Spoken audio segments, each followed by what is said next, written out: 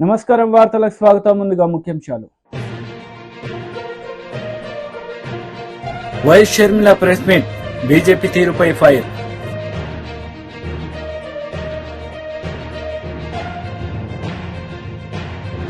Pauri Kaushik Reddy press meet, party ఫిరాయింపులకు పాల్పడిన దానం నాగేందర్ పై అనర్హత వేటు వేయాలని డిమాండ్.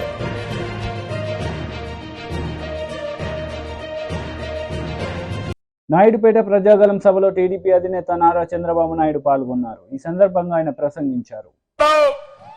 ఆంక్షలుండవు, ఇది పేదవాడి ప్రభుత్వం, ప్రజల ప్రభుత్వం, మీకు అండగా ఉంటానని మరొక్కసారి మీ అందరికీ హామీ ఇస్తున్నా. బీసీలకి 50 సంవత్సరాలకి పెన్షన్ ఇస్తాను, అది నా కమిట్మెంట్. అది ఇంకో పక్క అన్ని కూడా ఒకటి హామీ ఇస్తున్నా.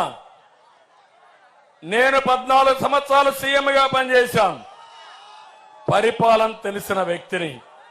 14 సంవత్సరాల్లో ఎంత పనిచేశానో రేపు 5 ఏళ్లలో దానికంటే ఎక్కువగా చేసి మీ రుణం తీర్చుకుంటానని చెప్పి మీ అందరికీ తెలియజేస్తున్నా. ఈరోజు ఇక్కడ ఉన్నాడు, ఒక ఎమ్మెల్యే ఉన్నాడు, సూళ్లూరుపేటలో ఒక MLA, YSR Congress party MLA,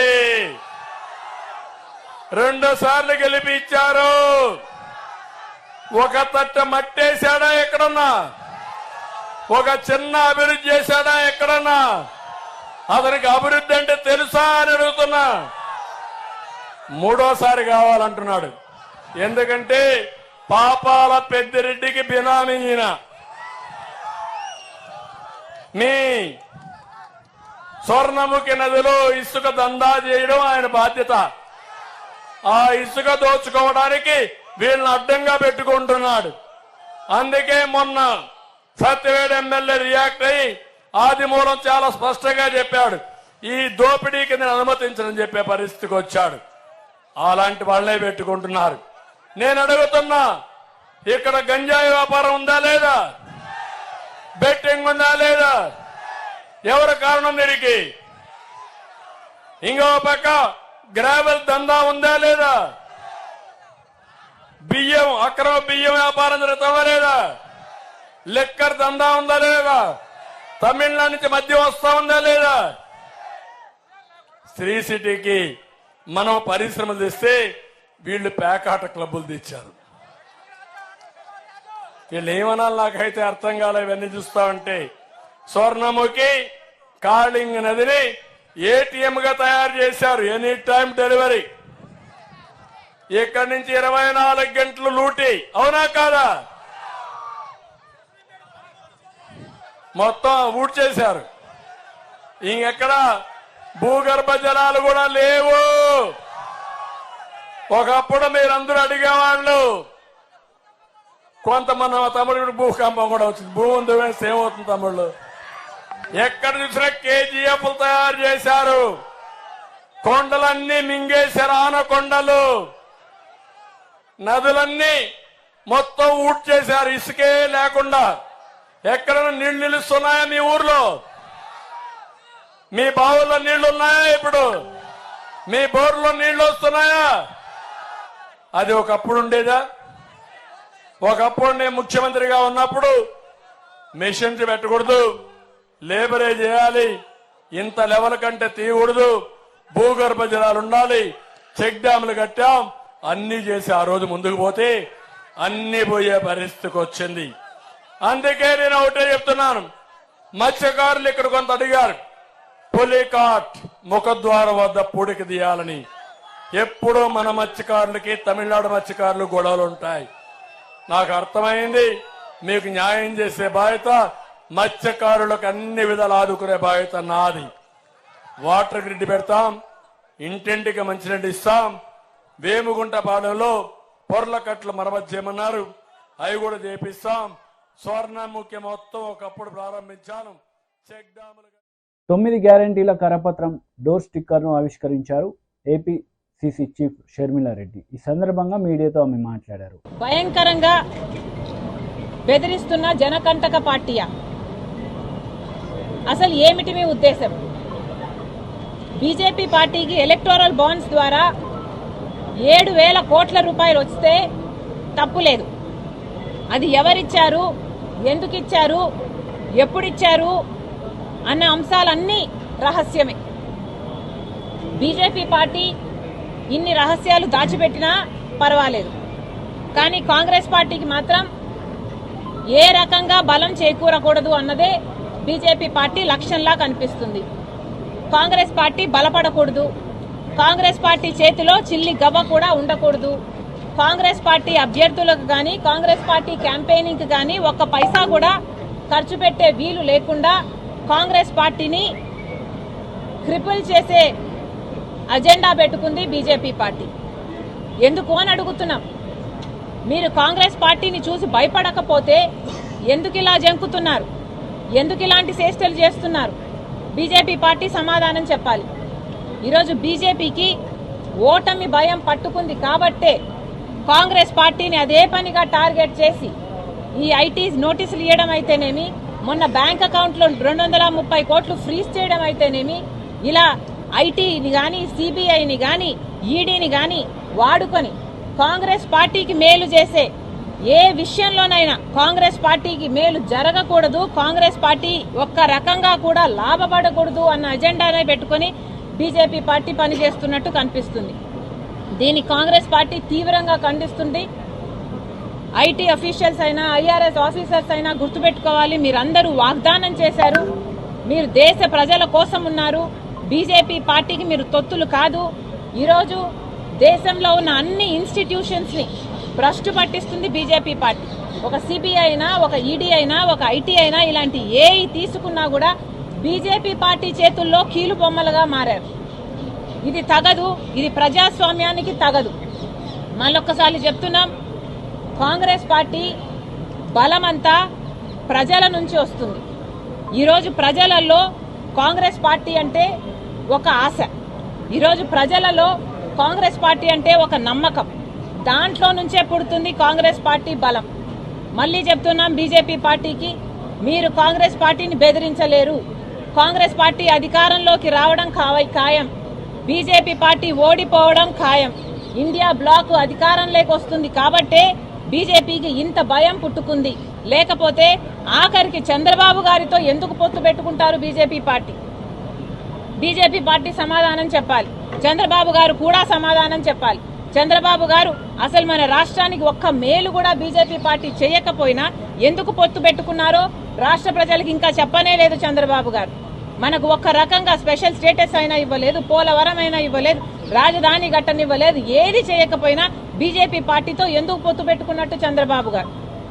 అదే రకంగా జగన్మోహన్ రెడ్డి గారు ఒక్క మేలు కూడా బీజేపీ పార్టీ మనకు చేయకపోయినా వాళ్ళ రాజ్యసభ వాళ్ళ మనుషులకు మీరు రాజ్యసభ మెంబర్లు ఎందుకు ఇస్తున్నారు? అదానికి అంబానీకి మీరు ఎందుకు పనిచేస్తున్నారు? మీ టీడీడీ మెంబర్షిప్లు అయితేనేమి ఇలాంటివన్నీ బీజేపీ వాళ్ళకి ఎందుకు ఇస్తున్నారు? ప్రతి బిల్లుకు ఎందుకు సహాయపడుతున్నారు? ఇలా బీజేపీ తొత్తులుగా ఎందుకు మారారు వైసీపీ టీడీపీ పార్టీలు? ప్రజలకు సమాధానం చెప్పాల్సిన అవసరం ఉంది.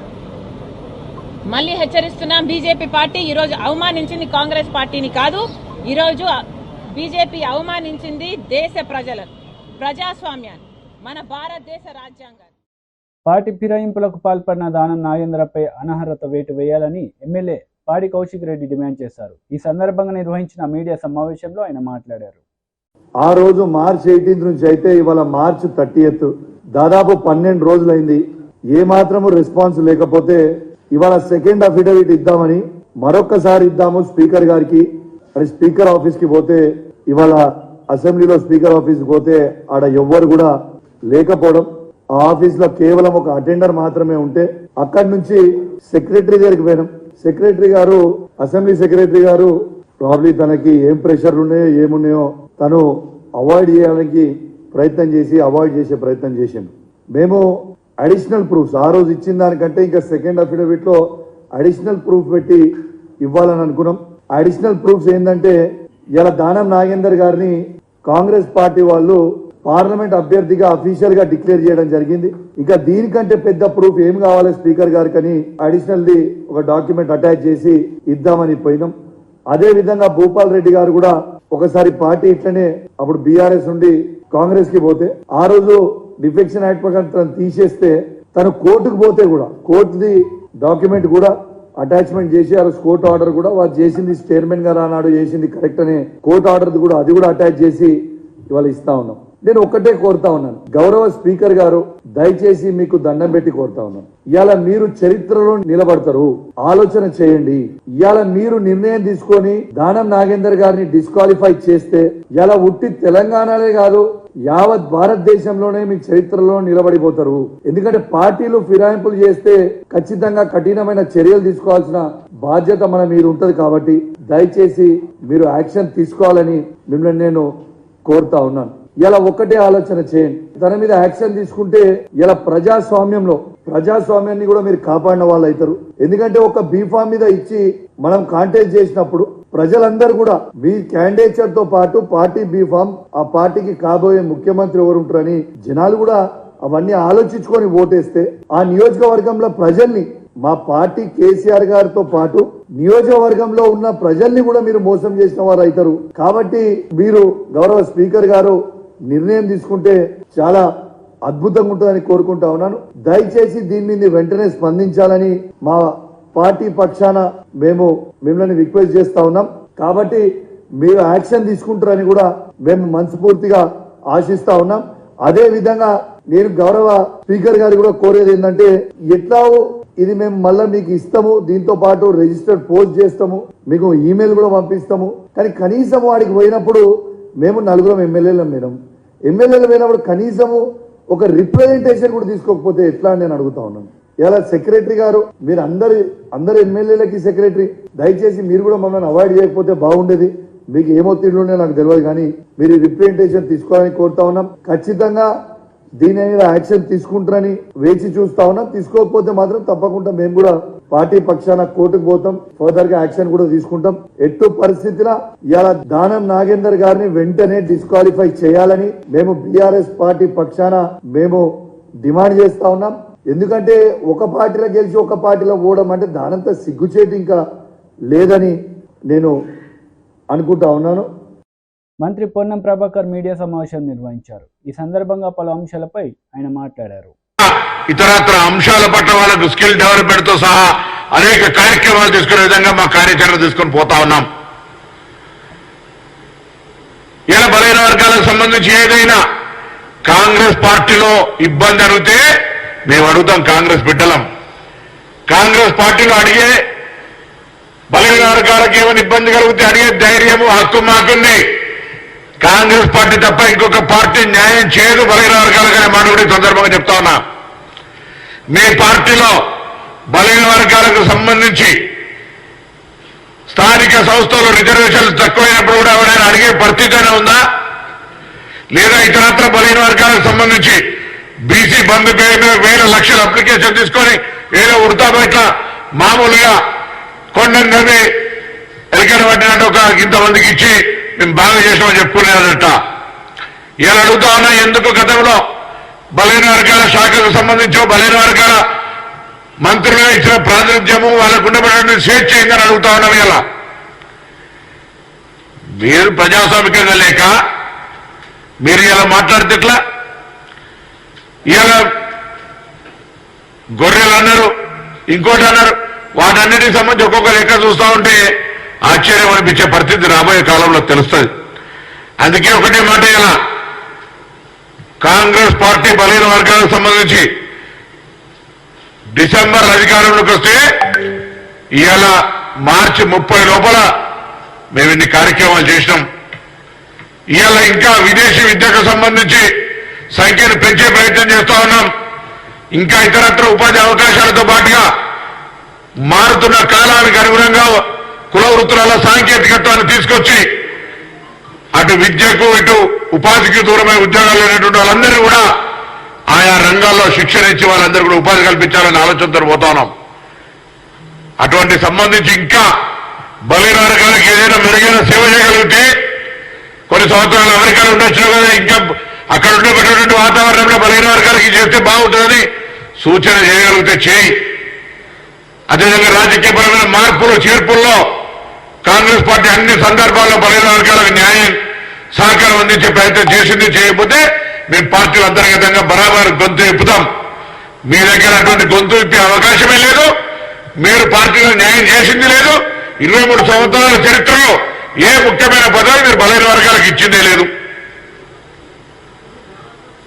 ఉన్నోళ్ళని బయటికి పంపుకోవడం తప్ప. ఇక భారతీయ జనతా పార్టీకి సంబంధించి నేను అడుగుతానయ్యేలా బలహీన వర్గాలకు సంబంధించిన అధ్యక్షులు తీసేసి, ఇది సందర్భం కాదు కావచ్చు, కానీ వాళ్ళు కూడా బలహీన వర్గాల ముఖ్యమంత్రి అన్నారు. ప్రతిపక్ష నాయకుడు కూడా బలహీన వర్గాలకు ఇయ్యలే. దాని తర్వాత బలహీన వర్గాలకు సంబంధించిన అధ్యక్షులు తీసేసారు. ఎన్నికల కంటే ముందే ఒకవైపు బలహీన వర్గాల సీఎం పెడితే ఉన్న బీజేపీ అధ్యక్షులు తీసేసారు. కారణం ఏంటి అంటే కిషన్ రెడ్డి వర్గం గారు చెప్తుంది ఆయన అవినీతికి పాల్పడ్డాడని. బండి సంజయ్ వర్గం చెప్తుంది ఆయన కేసీఆర్ గారు నియామకం చేశారు కిషన్ రెడ్డి గారు అంటారు. అది మాకు అవసరం, మీ ఇష్టం, మీరు ఏమైనా చేసుకోండి. కానీ బలహీన వర్గాలకు ఏదైనా జరగాలంటే బలహీన వర్గాల వారికి సంబంధించిన విషయం లోపల ఏదైనా ఇబ్బంది ఉంటే కాంగ్రెస్ పార్టీ ద్వారా పరిష్కారం చేస్తాం.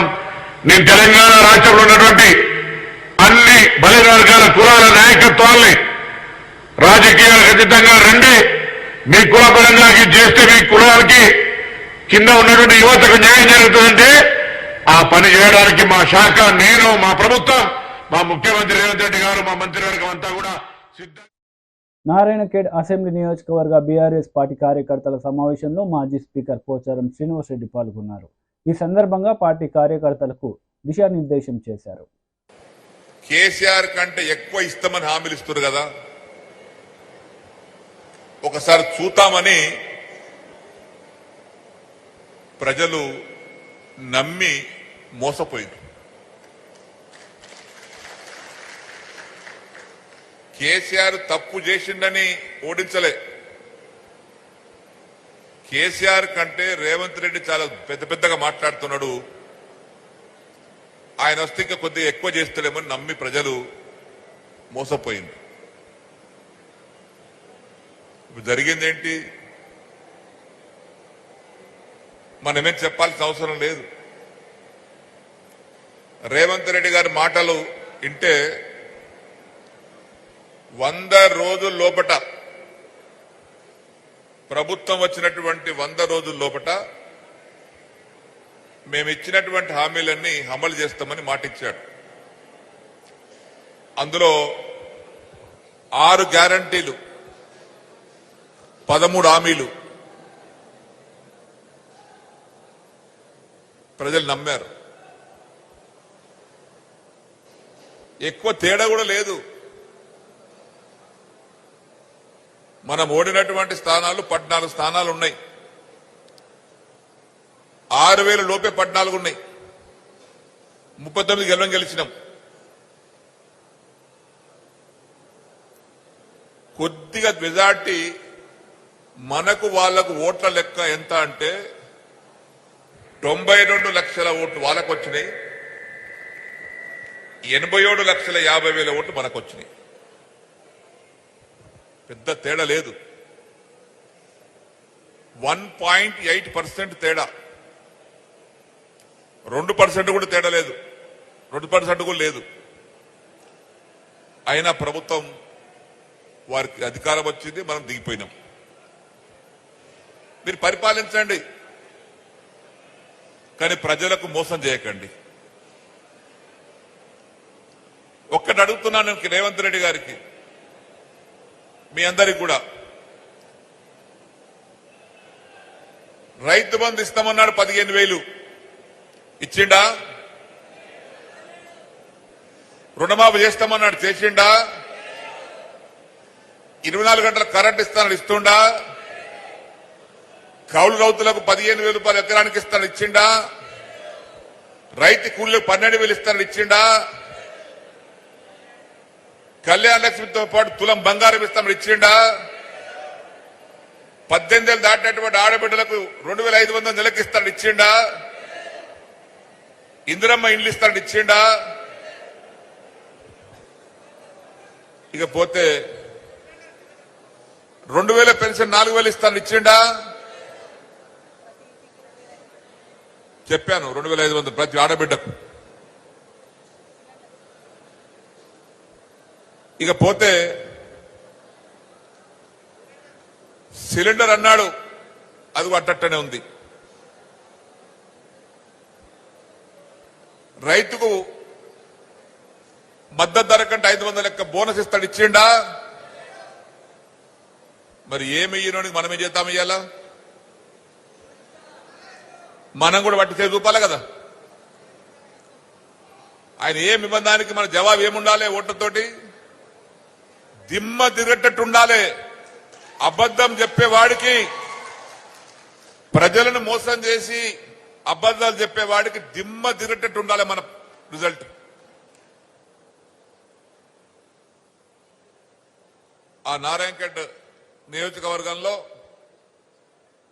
మీరందరూ చాలా. బీజేపీ రాష్ట్ర అధికార ప్రతినిధి రాణి రుద్రమ్మ ప్రెస్ మీట్ నిర్వహించారు. ఈ సందర్భంగా పలు అంశాలపై ఆమె మాట్లాడారు. పాల్గొని వరంగల్ పార్లమెంట్ కు సంబంధించినటువంటి కార్యాచరణ కార్యకర్తలందరినీ కూడా కలుపుకొని పోయి ఖచ్చితంగా వరంగల్ లోక్సభ స్థానాన్ని ఏ విధంగా గెలుచుకోవాలి, మేనిఫెస్టోని ప్రజల్లోకి ఏ విధంగా తీసుకెళ్లాలి, మరోసారి నరేంద్ర మోడీ గారిని ప్రధాని చేయాలంటే దాంట్లో భాగంగా వరంగల్ లాంటి లోక్సభను కూడా గెలుచుకొని తీరాలనేటువంటి ఒక దిశానిర్దేశాన్ని అక్కడ వెళ్లినటువంటి ముఖ్య అతిథిగా వెళ్లినటువంటి చంద్రశేఖర్ గారు వివరించడం జరిగింది. అదేవిధంగా ఇవాళ మైబాద్ పార్లమెంట్ లో కూడా పార్లమెంట్ సమన్వయ కమిటీ మరియు ఎలక్షన్ మేనేజ్మెంట్ కమిటీ సమావేశం ప్రస్తుతం జరుగుతోంది. దానికి కూడా ముఖ్య అతిథిగా రాష్ట్ర సంస్థాగత ప్రధాన కార్యదర్శి చంద్రశేఖర్ గారు హాజరవడం జరిగింది. రాష్ట్ర ప్రధాన కార్యదర్శి గుజ్జుల ప్రేమేందర్ గారు మరియు క్రమశిక్షణ కమిటీ చైర్మన్ ధర్మారావు గారు, మైబాద్ వరంగల్ జిల్లాల అధ్యక్షులు, పదాధికారులు, నాయకులు, కార్యకర్తలు కూడా ఆ కార్యక్రమంలో పాల్గొన్నారు. ప్రస్తుతం ఈ కార్యక్రమం మైబాద్ లో జరుగుతోంది. ఇక ఈ రెండు పార్లమెంట్లతో పాటు నల్గొండ పట్టణంలో కూడా నల్లగొండ పార్లమెంట్ సమన్వయ కమిటీ అలాగే ఎలక్షన్ మేనేజ్మెంట్ కమిటీ పార్లమెంటు ఎన్నికల సన్నాహక సమావేశం కూడా నిర్వహించడం జరిగింది. ఈ సమావేశానికి ముఖ్య అతిథులుగా రాష్ట్రం నుంచి రాష్ట్ర ప్రధాన కార్యదర్శి కాసం వెంకటేశ్వర్లు గారు, అలాగే మాజీ ఎమ్మెల్యే చింతల రామచంద్రారెడ్డి గారు మరియు నల్గొండ పార్లమెంటు అభ్యర్థి శ్రీ శానంపూడి సైదిరెడ్డి గారు, నల్గొండ సూర్యాపేట జిల్లాల పదాధికారులు, కార్యకర్తలు పాల్గొని నల్గొండ పార్లమెంటుకు సంబంధించినటువంటి ఎన్నికల కార్యాచరణ మరియు పార్టీ అనుసరించాల్సినటువంటి వ్యూహాలన్నిటిపైన కూడా చర్చించడం జరిగింది. ఎట్టి పరిస్థితుల్లో కూడా నల్గొండ పార్లమెంటు స్థానాన్ని కైవసం చేసుకోవాలని చెప్పి నాయకులంతా కూడా కార్యకర్తలకు దిశానిర్దేశం చేయడం జరిగింది. ఇక ఈ మూడు పార్లమెంట్లతో పాటుగా ఇక్కడ హైదరాబాద్ లో అంటే పార్లమెంటు ఎన్నికలకు సంబంధించి రాష్ట్ర కమిటీ నిర్వహించాల్సినటువంటి బాధ్యతల్లో భాగంగా బీజేపీ రాష్ట్ర కార్యాలయంలో రాష్ట్ర కార్యదర్శి శ్రీ ప్రకాష్ రెడ్డి గారి అధ్యక్షతన మీడియా కమిటీ సమావేశం కూడా జరిగింది. అయితే ఈ సమావేశంలో భాగంగా రానున్నటువంటి ఎన్నికల్లో 17 లోక్సభ స్థానాల్లో కూడా మీడియాతో పార్టీకి ఉండవలసినటువంటి సత్సంబంధాలు, అదేవిధంగా ప్రతి అంశం పైన కూడా అక్కడ ప్రెస్ కాన్ఫరెన్సులు నిర్వహించేటటువంటి అంశం, వీటన్నిటినీ ఇవన్నీ కూడా జరగాలి అనంటే ప్రతి లోక్సభ కార్యాలయంలో కూడా ఒక మీడియా సెంటర్ ఉండాలనేటువంటి ఒక నిర్ణయం తీసుకోవడం జరిగింది. అయితే 17 లోక్సభ కార్యాలయాలలో కూడా లోక్సభ స్థానాల్లో కూడా 17 మీడియా సెంటర్స్ ని ఏర్పాటు చేయాలనేటువంటి ఒక నిర్ణయం తీసుకోవడం జరిగింది. ఈ 17 మీడియా సెంటర్స్ కి కూడా రాష్ట్ర అధికార ప్రతినిధులు ఇన్ఛార్జీలుగా ఉంటారు. ఈ సమావేశంలో రాష్ట్ర అధికార ప్రతినిధులు శ్రీ పోరెడ్డి కిషోర్ రెడ్డి గారు మరియు శ్రీమతి రాణి రుద్రమ పాల్గొనడం జరిగింది. ఇవాటి వరకు తెలంగాణ రాష్ట్ర శాఖ భారతీయ జనతా పార్టీకి సంబంధించినటువంటి ముఖ్య సమావేశాల వివరాలు ఇవి. ఇవాళ ఉదయం మీకు ఆల్రెడీ ఆ ఇన్ఫర్మేషన్ ఉంది. ఇవాళ ఉదయం రాష్ట్ర అధ్యక్షులు అలాగే కేంద్ర మంత్రివర్యులు శ్రీ జి కిషన్ రెడ్డి గారు భారతరత్న అవార్డు ప్రదానోత్సవంలో రాష్ట్రపతి గారి చేతులపైన పివి నరసింహారావు గారు, తెలంగాణ బిడ్డ అయినటువంటి మాజీ ప్రధాని పివి నరసింహారావు గారికి భారతరత్న పురస్కారం అందించినటువంటి నేపథ్యంలో వారి కుటుంబ సభ్యులతో పాటు ఈ రోజు భారతీయ జనతా పార్టీ అధ్యక్షులుగా కిషన్ రెడ్డి గారు కూడా ఆ కార్యక్రమంలో పాల్గొనడం జరిగింది. ఇవి ఇవాల్టి సమావేశాల వివరాలు. ధన్యవాదాలు. టీడీపీ రాష్ట్ర ప్రధాన కార్యదర్శి బుద్ధ వెంకన్న మీడియా సమావేశం నిర్వహించారు. ఈ సందర్భంగా పలు అంశాలపై ఆయన మాట్లాడారు. ఆటో కార్మికులు అలాగే చిరు వ్యాపారాలు చేసుకునే వ్యక్తులు ఎక్కడెక్కడైతే ఏ కూటమి ఎక్కడ కోడలలో అయితే ఎక్కువగా ఉంటారో ఆ కోడల్ని సెలెక్ట్ చేసుకొని అక్కడ అన్న క్యాంటీన్లు పెట్టడం జరిగింది. అది కూడా భోజనానికి 5 రూపాయలు తీసుకొని మిగతాది సబ్సిడీ అంతా కూడా ప్రభుత్వం పెట్టి అన్న క్యాంటీన్లు నడపడం జరిగింది. అది జగన్మోహన్ రెడ్డి రాగానే రద్దు చేయడం జరిగింది. అంటే అప్పుడు చెప్పండి మీరు, పేదల పెన్నిధి చంద్రబాబు గారు, పేదల ద్రోహి జగన్మోహన్ రెడ్డి. పేదల కడుపు నింపే నాయకుడు చంద్రబాబు నాయుడు గారు, పేదల కడుపు కాల్చే ద్రోహి జగన్మోహన్ రెడ్డి గారు. ఇంకా విదేశీ విద్య ఉన్నవాళ్ళు, రకరకాల భవంతుల్లో ఉన్నవాళ్ళు, కార్లు ఉన్నవాళ్ళు ఇవాళ అమెరికా, లండను, ప్యాలెస్ ఎక్కడ కావాలంటే అక్కడికి వెళ్ళి హ్యాపీగా చదువుకుంటున్నారు. చంద్రబాబు నాయుడు గారు 2014లో ముఖ్యమంత్రి అవగానే అరే పేదవాడు కూడా ఉన్నత శిఖరాలకు వెళ్ళాలంటే విదేశీ విద్య అవసరమని ఆ రోజు విదేశీ విద్య పెట్టింది చంద్రబాబు నాయుడు గారు. మీరు ఇంకోటి కూడా గ్రహించాలి, 2014లో చంద్రబాబు నాయుడు గారు ఈ రాష్ట్రానికి ముఖ్యమంత్రి అయినప్పుడు అప్పుల ఊపిలో ఉన్నటువంటి రాష్ట్రం. అలాంటి రాష్ట్రంలో ఆయన సంపద సృష్టించి పేద ప్రజల కోసం విదేశీ విద్య కార్యక్రమాన్ని పెట్టారు. ఇవాళ ఏమైంది, జగన్మోహన్ రెడ్డి ఆధ్వర్యంలో వాళ్ళ పిల్లలైతే లండన్లో చదువుకోవాలి, పేదవాళ్ళ పిల్లలు విదేశ విద్య చేయకూడదు, విదేశ విద్య క్లోజు. అలాగే మేము పదే పదే లెక్కర్ గురించి మాట్లాడాలనుకుంటామంటే లెక్కర్ని ప్రోత్సహించడం కాదు, ఒకటే ఒకటి ప్రజలు గుర్తుంచుకోవాలి. లెక్కర్ మానిపీయడం అనేది ఎవరి వల్ల కాదు. ముఖ్యంగా పేద ప్రజలు తాగేది లెక్కర్ వేరు, ధనికులు తాగే లెక్కర్ వేరు. ధనికులు తాగే స్కాచ్లు పేదవాళ్ళు తాగలేరు కాబట్టి పేదలకు అందుబాటులో ఉండి వాళ్ళు తాగే మద్యాన్ని మంచి ఆరోగ్యకరమైనటువంటి మద్యం ఇవ్వాలని ఆ రోజు చంద్రబాబు నాయుడు గారు ముఖ్యమంత్రిగా ఉన్నప్పుడు మంచి బ్రాండ్లు ప్రవేశం పెట్టడం జరిగింది. ఆ పేద ప్రజల మీద ఉన్నటువంటి కక్షతో జగన్మోహన్ రెడ్డి తన సొంత బ్రాండ్లను పెట్టి దాదాపు 35 లక్షల మంది ఈ ఆంధ్రప్రదేశ్లో ఉన్నటువంటి పేద ప్రజలు, ముఖ్యంగా ఎందుకంటే ఈ తాగేదంతా పేద ప్రజలు ఆరోగ్యం 35 లక్షల మంది క్షీణించిపోతే అందులో 30,000 మందికి పైగా మరణించారు. 30,000 మంది ఏమో మరణించారు, 35,000 మంది ఆరోగ్యం. వార్తలు ముగించే ముందు ముఖ్యాంశాలు మరోసారి. YS Sharmila press meet, BJP తీరుపై ఫైర్.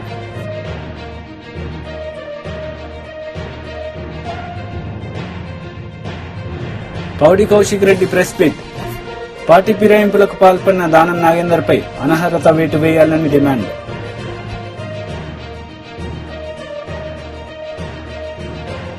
ఈ వార్తలు ఇంతటితో సమాప్తం. తిరిగి ప్రసారమయ్యే వార్తల్లో మళ్ళీ కలుద్దాం. అంతవరకు సెలవు, నమస్తే.